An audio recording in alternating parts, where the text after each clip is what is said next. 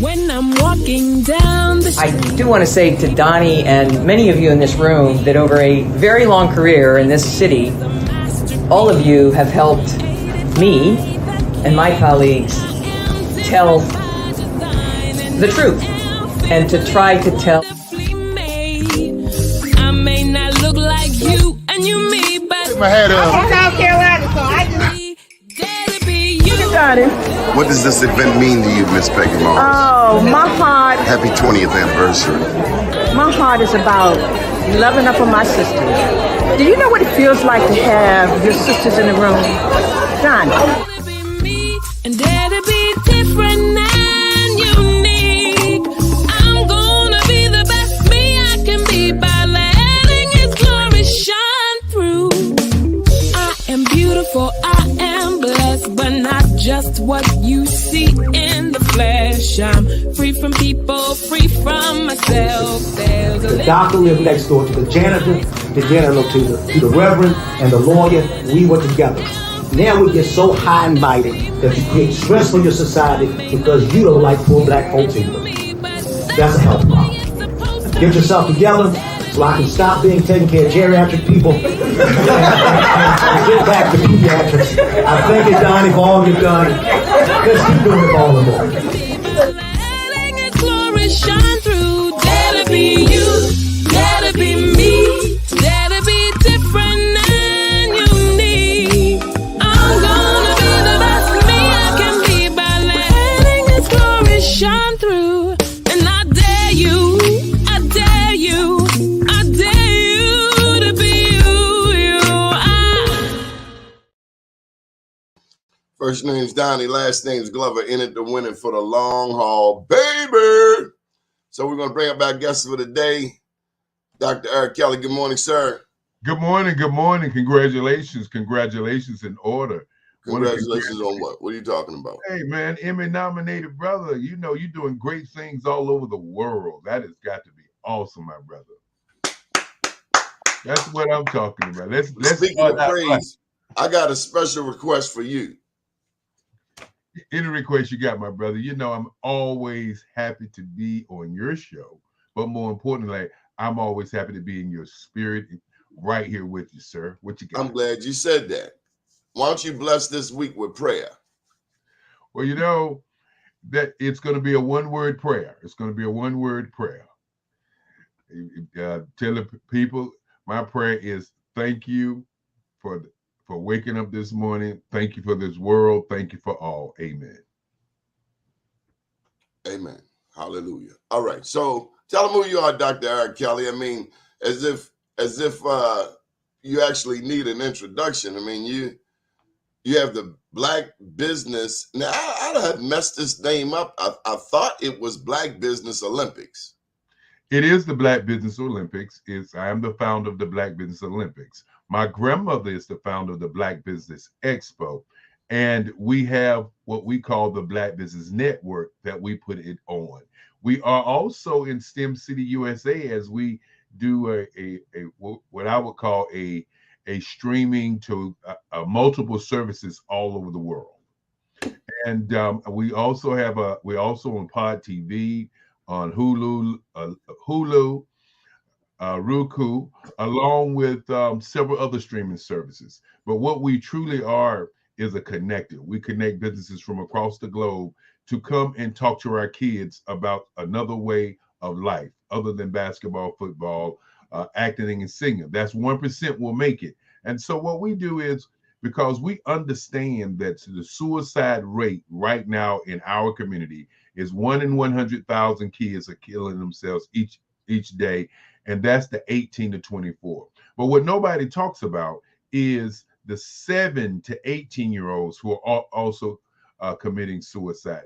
It is what I'll call a critical thing happening in our community because our future depends on our kid. And as my great-grandfather Henry Papa Stancer would say, if you don't value your value, then your value will not be valuable. And so each and every day that I get up, I am looking at how I can change that situation on the planet. We do 7 days, and those 7 days are 7 days of speakers from 12 o'clock in the morning to 12 o'clock at night, 24-hour speakers for 7 days in a row. Half of it is recorded, the other half is live. And what we look at is how can we raise scholarships to change these kids' lives to be entrepreneurs, and more importantly, for them to do something with their lives that's going to change the world. So why'd you start this? Well, the reason I started it was because, you know, when the pandemic hit, I was looking at how we were going to do something other than the Black Business Expo. The Black Business Expo has been done for over 30 years, started in 1982 by Lovella Stansel Kelly. And so we were looking at the pandemic and we was watching how everybody was moving. And most of the people were doing weekend shows. That was a Friday, they would do 3 hours on Friday. Then on Saturday, they would do from 10 to about 4. And so we was looking at how could we make an impact. And so I came to my mother, and I was talking to my mother about doing it and doing something. And it ended up, I said to her, why don't we do something like the Olympics, where we would do 7 days from 8 o'clock, from 10 o'clock to 4 o'clock. And so when I called around people and started talking to them, they started giving me different times that they could actually speak. And so we ended up having speakers from 8 o'clock in the morning to 8 o'clock at night, and for 7 days in a row. And we laid it out like a business plan. So on Mondays, which you could get encouragement, you could get education and inspiration on Mondays. Then on Tuesday, we have advertising, public relations, marketing, sales, and merchandising. And then on Wednesday, we did Black business and the metaverse and social media. Then on Thursday, diversity, equity, inclusion. Friday, how to change the generational gap, Gen Z versus Gen X. Then on Saturday, Black business and the culture. And then on Sunday, Black business to the future. And each one of these days represents a day where a business owner can sit down and check out a business owner from all over the world. We are planning to do 365 days of the year Black businesses live. We have a on our network where we can do all the recordings that we've already done, and we've done over 2,200 speakers starting from 2020 to now. Last year we did how many? 2,200 speakers. You've had 2,200 speakers on in 1 year? No, we've had 2,200 speakers on in the last 3 years, because we've been doing 7 days a week. We did the first one was the first month. How often do you do this?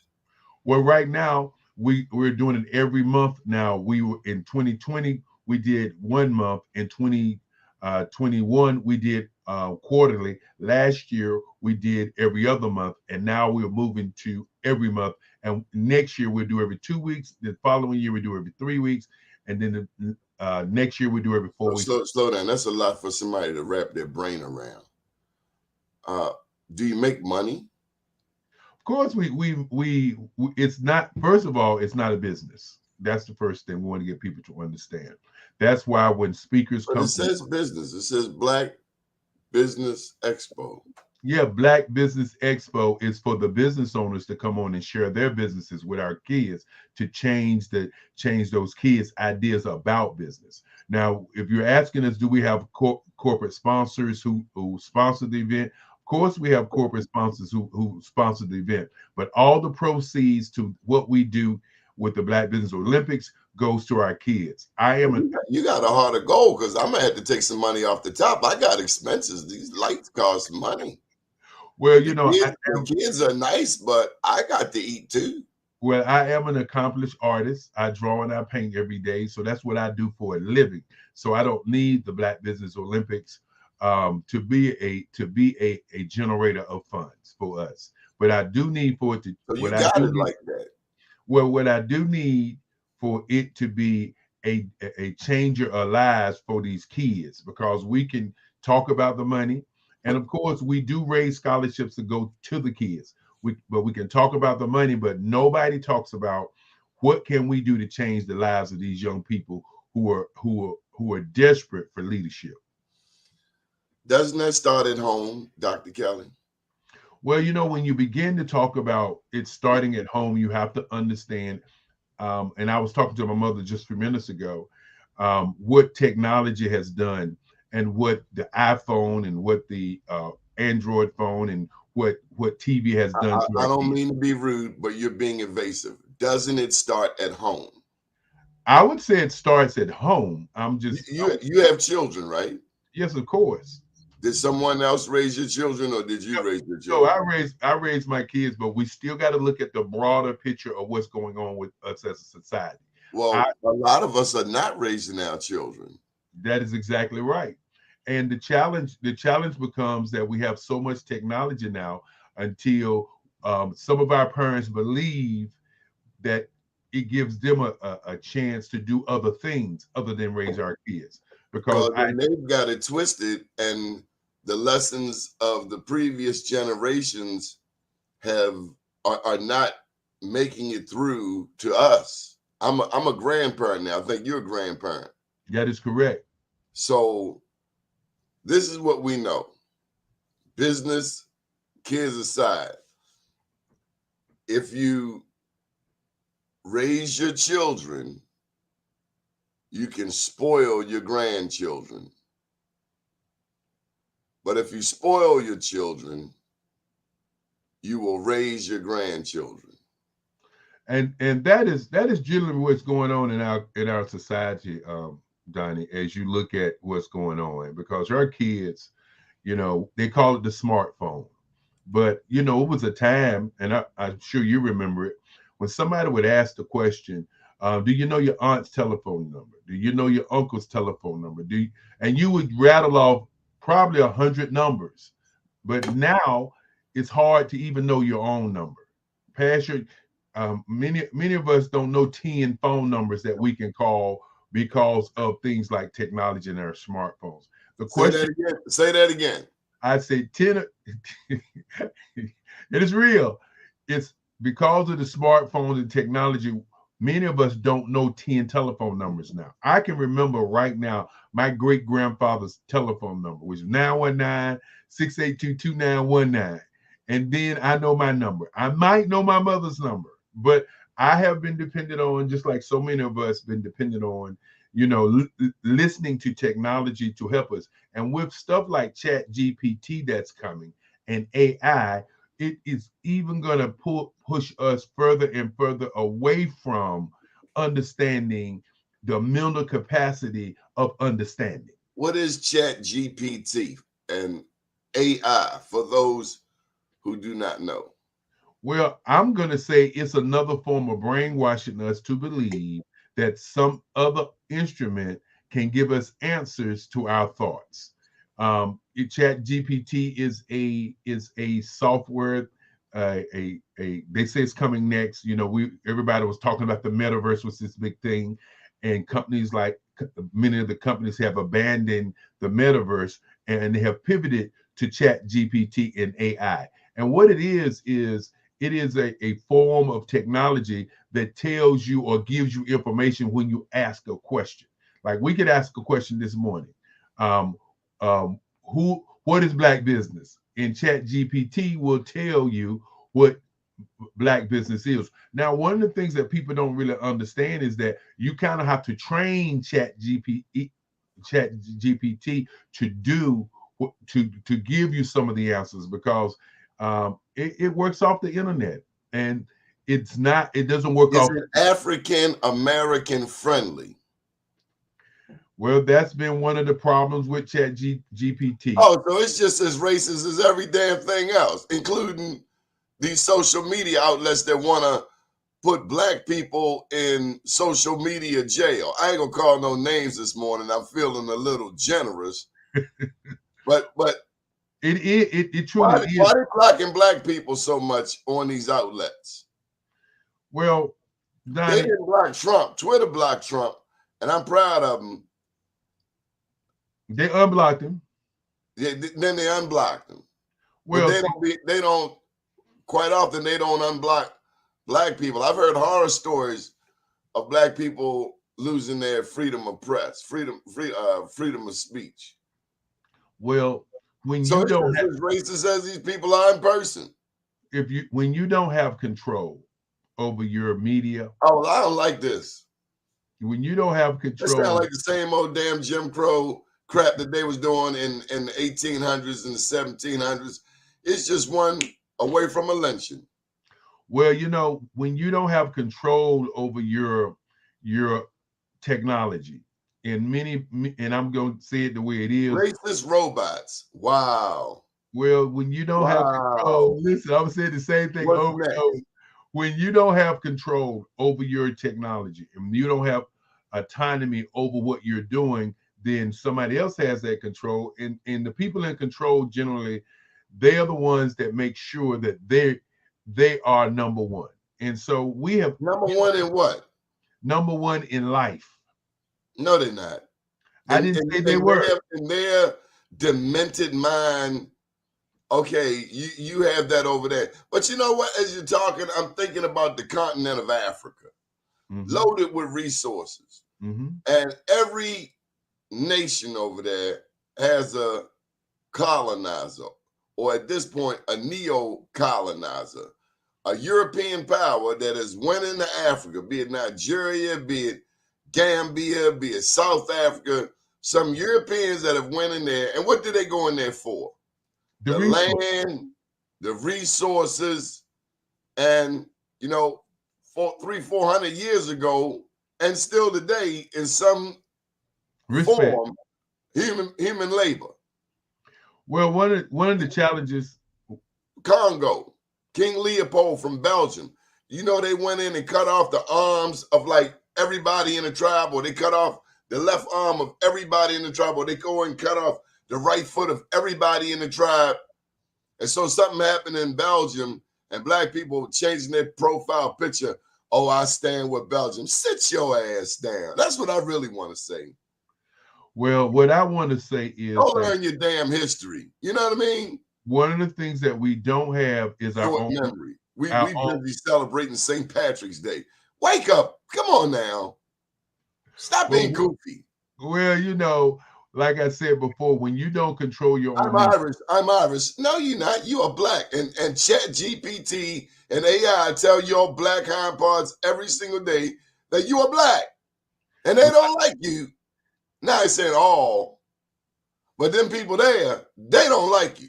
It's very clear because they keep on doing the same old stuff. And then you got us who want to co-sign that foolishness. Oh, they're not being this. The justifiers, they're the first ones you take out back. I'm just telling you. That's the first, what you call it? You down south, you take them out to the woodshed. That's what you do. Well, one of the things Fight the power, baby. Fight the power. Fight the power. Well, if you look at some of the movies, and you watch what Jada Pinkett Smith just released, she's doing a movie on Cleopatra, and people in Ethiopia is calling it blackwashing. They're acting as if Egypt wasn't black. See, these are the small things that are happening now. That's an hold up. My brothers and sisters in Ethiopia, in Demini and Diminish, you tell me my brothers and sisters in Ethiopia say this is blackwashing history? When Kevin Hart, if people go and research, Kevin Hart was going to do a comedy show there, and there was a big uproar of people saying that Kevin Hart was saying that Ethiopians or ancient Egypt was black. And you're mixing the two. Now, you got to stop that. Are you talking about Ethiopia? Are you talking about Egypt? We're talking about Egypt. Egypt was jet black. Period. End of story. End of discussion.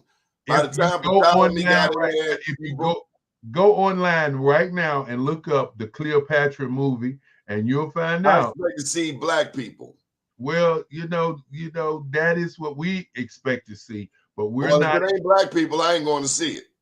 Because I've seen Charlton Heston play Moses one time too many. Well, again, when you don't have your own. Wasn't no Charlton Hestons, and I tell you who the hell else wasn't in Africa. Wasn't no damn Tarzan swinging through no jungles on no vine. Well, again, if you're controlling the narrative, then you start Black believing people, Tarzan is not real, okay? Superman is not real either.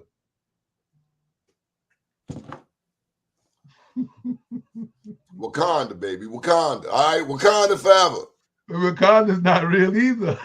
We can make it real. And see, Wakanda is at least a strong attempt to gain some control over our image. Because too many of us think our history started and ended with slavery. That Black history started with slavery. No, it did not. No. I was talking to a woman. I was on this show, the Coyote Man show, and this woman was telling me about Blacks. And you know I wrote I Am Black Wall Street. You know I went into the history of Black people, not just in America, but Mexico, Panama, Venezuela, Haiti. Wherever there were Black people, there was somebody fighting, resisting some fool's chains of slavery. You know that. And not all Blacks were slaves. Well, you know, that is the challenge. Not all whites were free. Yeah, but that's the challenge that we have with AI and all of the things that are going on now. When you look at the African American Museum, and it starts out Which with one? the one right there in DC. Oh, because you got one coming down in South Carolina. Well, if you look at the one that they finished in Washington, D.C., and you go to the museum, and of course, those who don't know that it's underground and it's above ground at the same time, because the buildings in D.C. don't allow for buildings to be higher than the White House. You can't. It's called its sight lines that you can't go over. But if you go in that museum, you go underground and you start with slavery. That's the first thing that you start with. We keep perpetuating the same ideas that African Americans started with slavery. When people don't, and I'm a historian, so I can talk a little bit about it. When you understand again that there were free Blacks already here. Yes, started with Juan Garrido, who was Spanish. And a lot of what we don't know is that much of what we know is English, not realizing that the English were at least 100 years late into the slavery game in terms of North America. The French were already here. The Spanish were already here. Down in New Orleans, you see all mix a whole bunch of cultures, but all we know is the British. It's all we know is the British story about Queen Elizabeth. Would you like to go out and party with us? That's all we know. It's English. No habla español. No parlez-vous français. Oui, je ne sais pas. You know, no salamu alaikum. Well, the real question has to be, when you start talking about history, do you really? I know my history. They better come correct. They want to come over here. Well, do you really understand, or can you really deal with that 7,000 years before the Greeks went to Africa? 7,000 years. There was a whole legacy of people that happened 7,000 years before the Greeks went to Africa. Many people don't even think about these things. I thought about it when I was in. I'm not going to name the HBCU, but I met a HBCU, and this white professor is telling me that the Greeks. I'm embarrassed to tell you the name of the institution, but this white ignorant professor tried to tell me that the Greeks formed the first civilization. And I want to tell him, go sit your ass down, because you don't know what you're talking about. But the girls in the class, they agreed with it and they finished. That's why I got to go back and finish my stuff, and I'm working on that as we speak. But I wasn't subscribing to that honky tonk BS. Well, you have to understand before Pythagorean theorem. Where's the damn pyramid at? A squared plus B squared equals C squared, and I see the square in Egypt. Then they're going to name that to somebody else. How you going to hijack my damn theory? It ain't built nothing. Well, I get so warm. Before the printing press was created, the story was being told orally. And if you're the person that's telling the story orally, then you get the opportunity to tell your story. Our story has never really been told. Our story has always been a story of desperation. And many times when you hear our story, you don't hear the greatness of the people who came before, who was creating things that have not been created today.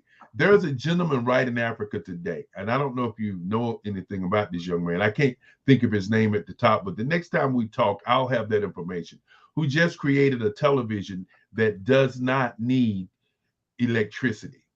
And in America, once this African brother created this television that doesn't need electricity, and then he created an electric car. This guy didn't go to any American university to get that information to create these things. But as soon as he created that, this is how narratives work.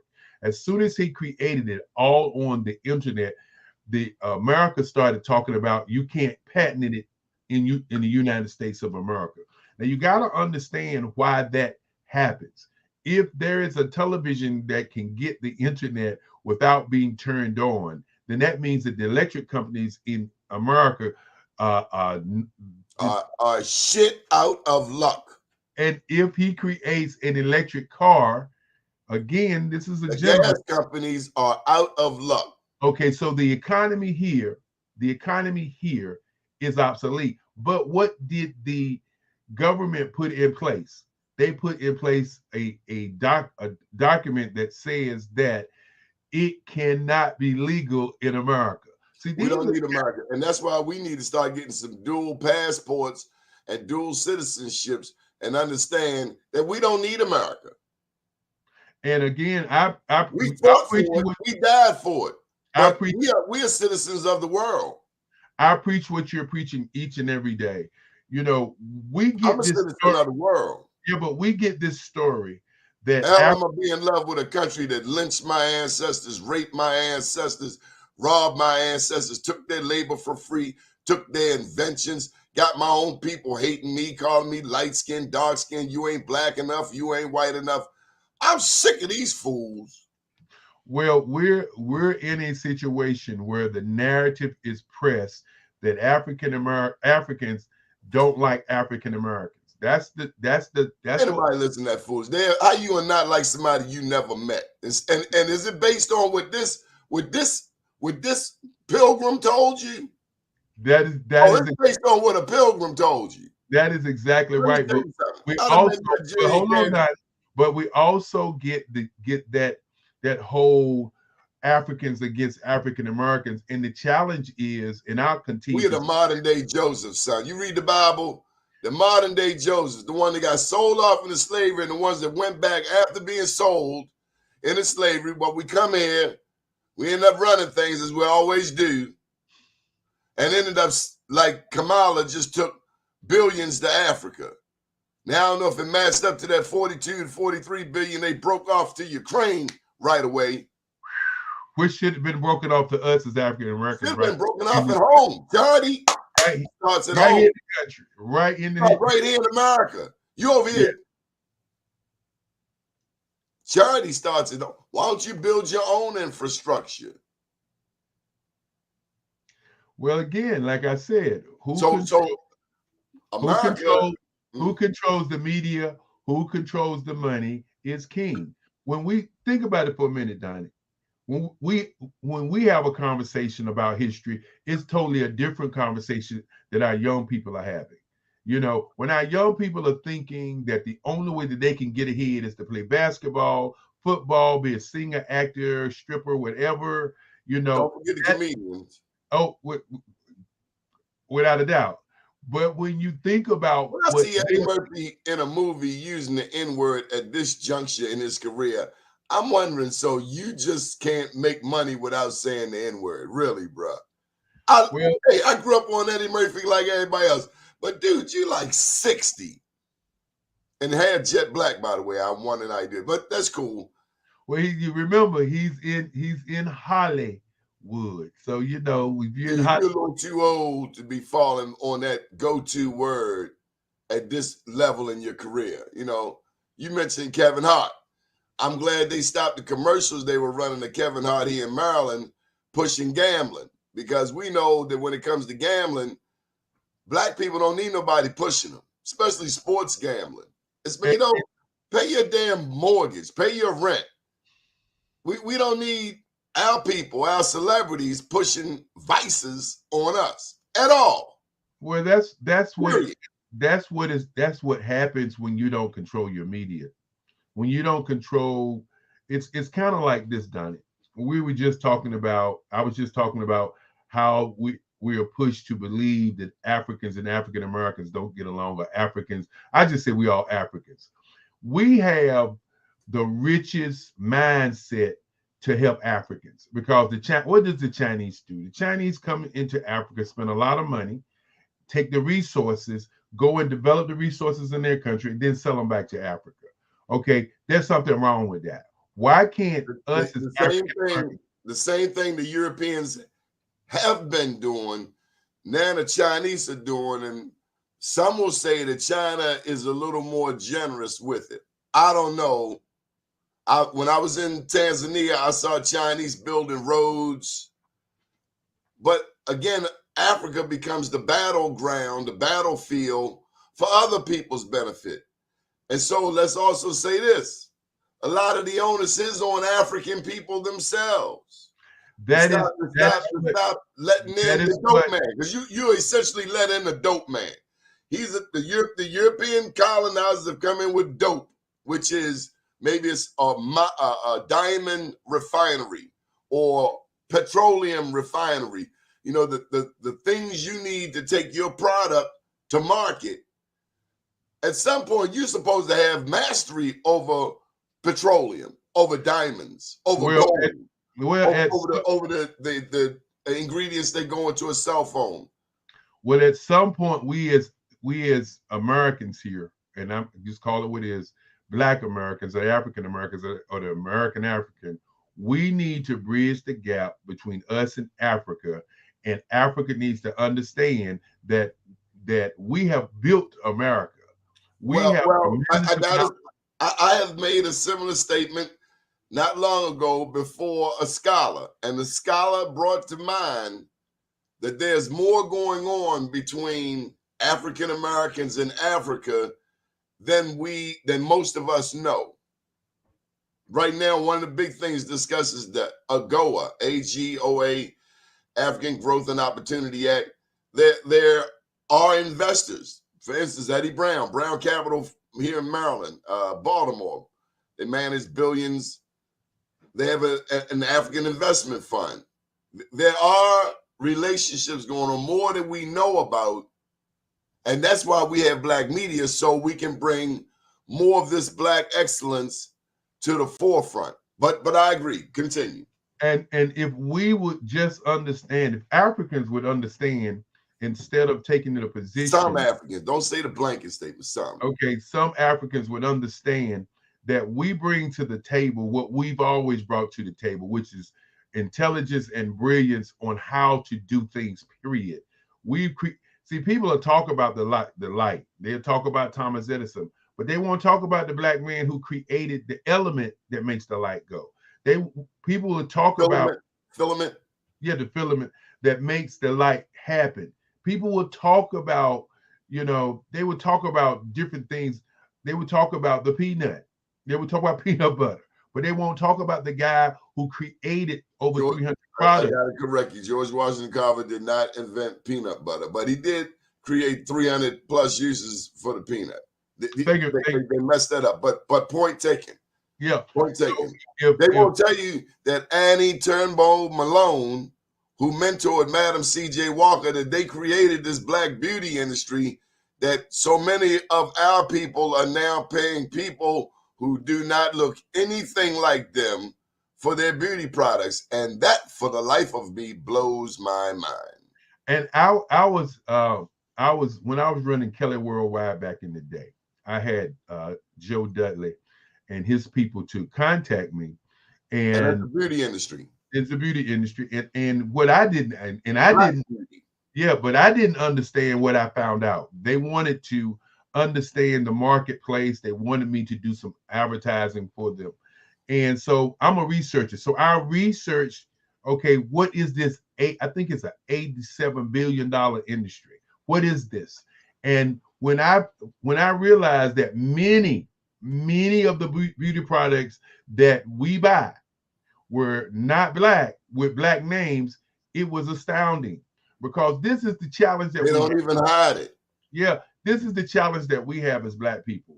Many times we just accept what's going on. We don't do the research of what's going on. And if we would just do the research, it would change everything. Because think about it, the hair business, you don't really have a even though we buy all this hair, you don't have a conglomerate of black people who are producing the hair that all these women buy.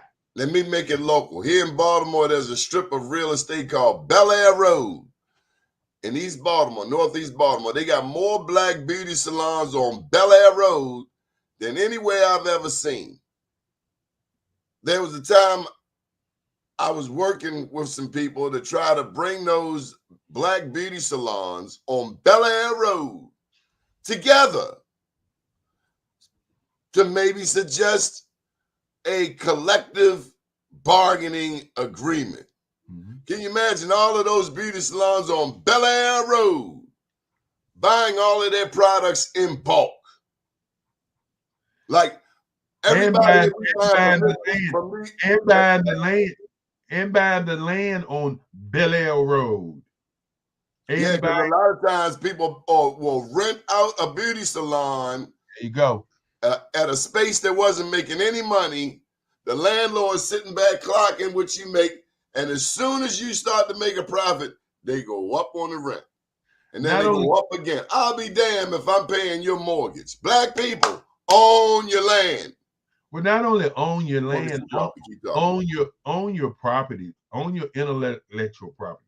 Well, right now, as we move into the second segment of the show, I want to say to all of the business owners and businesses across the world, like to say thank you for doing the things that you are doing. Because many times what happens is nobody thanks the black business owner. Nobody thanks the entrepreneur. Nobody thanks you for the great things that you're doing. If you know of a black business anywhere in this country today, go out and support them. Understand that you are the lifeblood of their existence. You know, many times we go to black businesses and we look for the weakness and not look for the strengths. The strength of a black business is that they have opened up their idea to you. So today I would implore you to go out and look at a black business, see how you can participate in economic development in their family.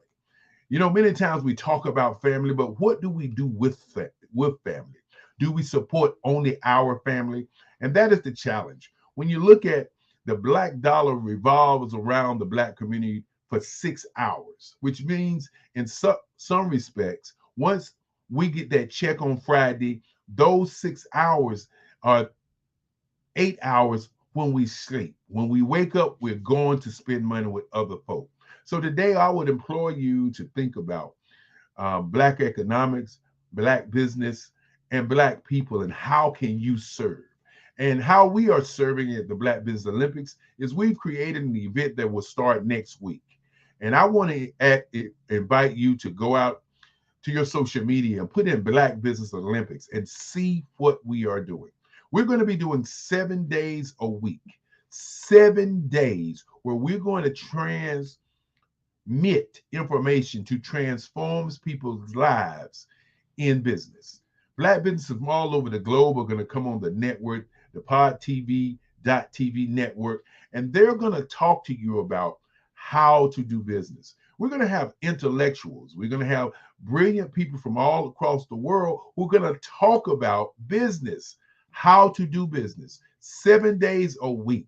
And it's going to be tremendous. For those who have never come to the Black Business Olympics, please think about, what are you going to do in the black community? How are you going to move in the black community? I talk about the gray print, the red print, the blue print, the green print, and the black print.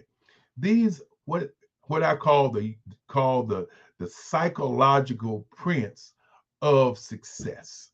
And the gray print is your subconscious mind that's looking for something each and every day that you tell it. The conscious mind is the one who executes what the subconscious mind finds. And then, of course, the blueprint is, what industry are you in? We have got to stop just starting businesses without doing the research about the industry. And then the green print. How do you get paid on all the ideas and thoughts in your industry when you do industry work? And then the black print, which is your exit strategy, your retirement, and more importantly, your wealth plan. When you start a business and you don't have a wealth plan and an exit strategy, why are you in business? We have got to stop being what I call, just entrepreneurs. It's my business. I do everything. We have we have got to start building teams so that we can stay visionary so that we can actually do business. Many of us don't look at business the way that any any other, as I would say, other nationalities look at business. Business is a mechanism for change in the lives of our families, not just in the lives of one individual.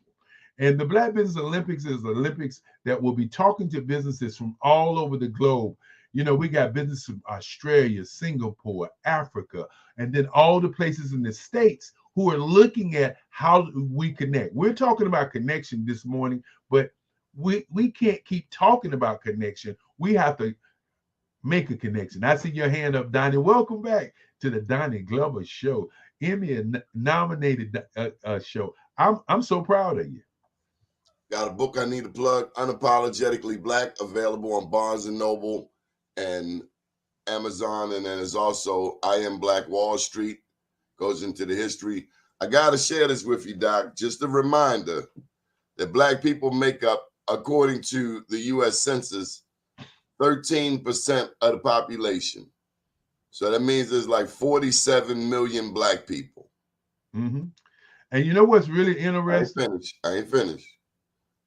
We're 13% of the population. So while we have our challenges, from mass incarceration to health challenges, to the times we've been lied to and robbed, like the Freedmen's Bank and the Homestead Act, let alone 40 acres and a mule in reparations.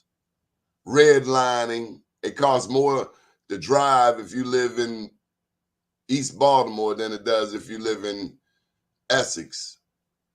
Despite all of those things, 13% of the population. $11 trillion. No, it's like $1.6 trillion in annual disposable income. But touche, whatever the number is, we have done more. I mean, our economy of the 47 million is equal to roughly the 13th or 14th largest economy on earth. And that's why I believe you and I do these activities surrounding entrepreneurship, surrounding business, because the good Lord has blessed us to be a mouthpiece for that strength that we do have. Despite all of these odds against us, there are still people like Robert Smith, Oprah, Magic, who still help build and grow, who are still building and growing. And I'm not saying that they are Harriet Tubman and Frederick Douglass and Nat Turner. I'm not saying that. We're in a different era. Now it's about intellectual properties. Even more so, it's about land. Even more so, it's about capital. Even more so. But whatever these other people push on us, what we cannot afford to do is ever lose our love for ourselves. That's right. And for humanity. We are here in this country. We have been the moral voice. Time after time after time, we have helped save this country. We built this country, despite what other people, the storyline they want to attempt to throw on us. But there are too many of us who are conscious. There's nothing they can do to change that. Well, Donnie, one of the things one of the things that you do every day that's very, very important. I can talk about doing 365 days of the year live network, but at the end of the day, what you do is more than brilliance. What you do is you bring information to us right now every day. And many of the people that out there need to understand that your platform is a platform that people need to support. That's what I was talking about earlier about our dollar just circulating in our community for only 6 hours. We, as Black folk, need to find Black folk and say, here, you know, here's how I want to support you.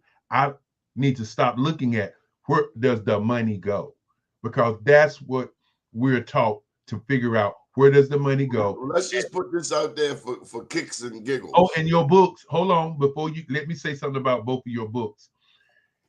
We need to get people today. Y'all watch this network. Y'all see the work that Doni puts in. Y'all need to. We need to buy his books today and stop playing that role of, okay, yeah, it's his book. He's going to make some money on the books. No, it is his book, and he's pushing that movement across the world. You know, unapologetically Black. How many people really are unapologetic Black? And how many people really know about why Black Wall Street not only was important to us, but why it was destroyed? And what is the relationship with the destruction of Black Wall Street and us today not having Black communities that protect and serve us? And those are the kinds of things, because if you don't know your history, history will repeat itself. Giving Black people, think about it, 40 acres and a mule. If in fact, giving Black people 40 acres and a mule, when it was talked about, this world would be transformed, because here again, who are the great creators? Who are the innovators? Have you noticed in media, it's different watching television today than it was when we were children? Without a doubt. They are throwing white women on Black men in mixed commercials, or Black women on white. I mean, you're seeing mixed commercials today. Like it's like, hold up, are these the same people with Gone with the Wind or The Birth of a Nation? Are these the same people? Now it's like, it's an agenda. They're at a new level of their philosophy. The people behind the people behind the people, where they know. Did you know right now it's 47 million Black people? How many Latinos are there? 60 million Latinos. And dude, we used to be the #1 ethnic group. The Latinos are walking. They're not even running. I guess they like scootering by us. Well, what has happened in this country? By 2050, 100 million Latinos. ¿Qué pasa, señor? Todo está bien. Necesito ayuda, por favor. Ándale. Doni, what we never talk about is this. The Hispanic or Latino community invaded America. They were allowed to come here. And they were allowed. You see what they did to them Haitians? There you go. You see what they did to them Haitians? That's my point. And see, this is the thing. They had men on horseback whipping the damn Haitians coming into this country. Exactly right. What? And not only that, immigration has stopped Black people from coming to this country. Yeah. And again, we don't connect with each other, so we don't know. You know. And yes, so the African is your brother, but because of this media, they're telling you bad things about your African brother. It's just what you said. And vice versa. It's just what you said. When you watch commercials now and you watch television, there's an agenda there. And I always submit that because of television and because of the internet, our kids are committing suicide because they believe what is called the American dream. That's really the African American the Black man's nightmare. We used to live 20 deep in a house. That's right. Easy. Latinos live 20, 30, 40 deep in the house. But we want our own. You got to get out. Let's just look at our family. I can look at my family, Doni. My great-grandfather had a giant house in Durham. My aunt had 15 kids. My mom's had 6 kids. Okay, we all stayed in the same house. Now we can't even stay in the same apartment. Now we don't understand the things that our old folks understood is put everybody in the house, everybody makes some money. We take the money, we buy another house. Okay, we take the money, we invest in a business. We take the money and we do something for ourselves. We don't do that anymore. But Man, we have you sit been to a around, black funeral? Have you yeah, been but to a we black sit around funeral? and argue with each other about another community coming in, and we'll say they're taking over. No, they're not taking over. We gave They're it up. We gave it up. yeah, but they're being self-defined by what they want to do with their lives. We as black people, we got to get away from that those little things. We have challenges and they come with the program. But I'm gonna tell you something. When Big Mama died too many times, one relative coming that you ain't seen in a long time, talking about this is my stuff. Big Mama left this for me. You ain't seen this heifer in 20 years, and she's showing up, and somebody got the paper, but the people who took care of Big Mama, they don't even know what's going on. It's crazy. So I'm saying we got to stop letting the funeral directors plan our family reunions. We need to handle our business before that, come up with succession plans. There are things called wills, estates, ownership. We're done, and that is one of the reasons we do the Black Business Olympics. The reason we really do Shout it out is, to the big mamas across Black America. yeah, we want to connect black peoples all over the world. And white America for those that are good. Well, we want to connect. And the ones in Black America that ain't no damn good, to hell with them too. We want to connect black businesses all over the world. You got to stop training your daughters to go get a young boy on child support because she ain't thinking about a future for herself. Well, and you got to teach your sons not to go out there and get a girl pregnant and act like that's not your responsibility.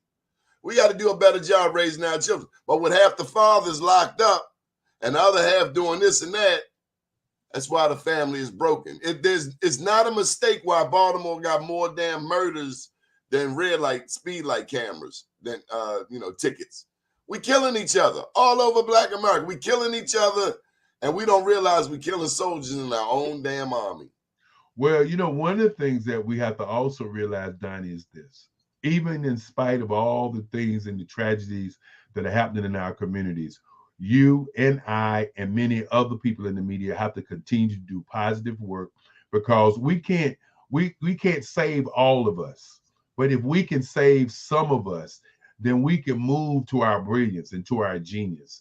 One of the things that I say each and every day is this, Donnie, that if we don't take the control of what our destiny is and allow other people to control our destiny, then we're going to get what's given to us. And so when we begin to talk about Africans and African Americans and Black people, we never even consider South America, who has 87 million Black people there. We don't talk about that. We don't talk about these other countries that have all these Black people. Oh, they got more than 87 million. Brazil alone got 100 million Black people. Well, but point taken. There are a lot of Black people, unbeknownst to us, in South America that speak habla español. They speak Spanish. Yes, and when we begin to understand that we really are not the minority on the planet, and understand that never were. When we can somehow, that's why I like that term, minority business enterprise. It's so damn misleading. I ain't no damn minority. When we can get to the point where we understand how to connect the dots, then things can change. Do I look like a minority? No, you don't. I'm a child of God, damn it. I'm in the majority. You better get down or lay down. Well, Donnie, I want to tell you this morning, as I tell you each and every time you allow me to be on your platform. Thank you for allowing me to come in and say something to your audience. I want to say thank you. We're getting ready for the Black Business Olympics. And for those of you who have never been, I guarantee you that there's something that's going to be done in history next week. Be a part of history. Be a part of one of the largest business showcases in the history of Black America, in North America, and more importantly, in the world. As we get a chance to talk to people in business from different aspects of thought. It's about intelligence. It's about business. It's about where do you lay your head? How do you create? What do you need to do in business? I said before, the gray print, the red print, the blueprint, the green print, and of course the black print. And one of the prints that we don't deal with enough is the red print. How do we show up? Who are we? What is the who, what, when, where of who we are as a person? Do we do self-development? If we don't understand a part of the business, do we go and learn that part of the business, or do we give that business to somebody else to do? If you are here this morning, I want you to go to our website at www.blackbusinessexpo.usa and see what we've done. You know, it's always easy to point a finger at things that don't happen in our communities, but it's just as easy to point a finger at the things that we do. And as I continue to say, I'm Eric Kelly III from the south side of Durham, North Carolina. What's that website, Doc? That's www.blackbusinessexpousa.com. And for those who want to see the show right now, because as I said, we've had over 2,200 business owners to speak already. So it's not a question of how to do what we're doing. We've already done what we say that we can do. You can go on your YouTubes and your Facebooks and put it. Thank you, Doni. Black Business Expo. You can put in Black Business Olympics also and see the show right now. And so next week's going to be a great time. Doni, hey man, thank you so very much for giving me a chance to come on the platform and have what I call the intellectual gymnastics about Black people, Black business, and the Black world. Shout out to Durham, North Carolina, which is one of 3 of the official Black Wall Streets. First, the most known is, of course, Tulsa, but there was also a Black Wall Street in Durham, North Carolina, made famous by North Carolina Mutual Life Insurance Company, and also one in Richmond, where Maggie Lena Walker was the first woman in America of any race to charter a bank. But additionally, there were Black Wall Streets wherever there were Black people. They might not have been well known or lesser known, whatever. Wherever there were Black people, there was somebody making that loot, making that money. Because what people don't really understand is that we were segregated all over the world, all over North America. And so we had tremendous amount of Black Wall Streets. And Doni, as I continue to say, for those who don't have the book, why don't you have the book? Buy the book today. Don't wait until Doni is passed on and say, well, you know, I put me in no damn grave. I ain't even been out. I ain't been out. Look, stop that. I got places to go. Look, just buy the book anyway. Or else I might have to knock on your door. Yeah, buy the book, because my mother endorses your book. I just want you to know my mother endorses your book, and we endorse your book. Next week is going to be a great time in the history of Black America. Make sure that you tune in so that we can turn you on, and go to STEM City. We'll be live in STEM City next week, so you can actually go to STEM City. How'd you say a word about STEM City? How did that happen? We got a minute. How did STEM City happen? Big ups to Marsha Hughes. You already said it. You said Marsha Reeves Jules. She is the reason that we're in STEM City. And you know what's more important about Marsha? Marsha is truly a connector. And she connected us with STEM City. And we've been in STEM City for the last 3 years. And you introduced me to a lot of people. You're the only one I like, though. Well, the good thing is that somebody likes me, my brother, because I enjoy your strength, I enjoy your brilliance, and I enjoy every morning that you come on the air. For those of you who do not tune in, you're missing what I would say one of the greatest, and I'm going to say it again, one of the greatest shows on the planet. Because, Doni, you bring the fire, you bring the energy, and more important, Doni, you bring the brilliance, because the people that come on your show are great people who do great things and have great minds in our time. Well, kudos to you, and big ups to the people on your team, because that's a lot of lifting, and I know you don't do it all by yourself. There's a lot of people that help you.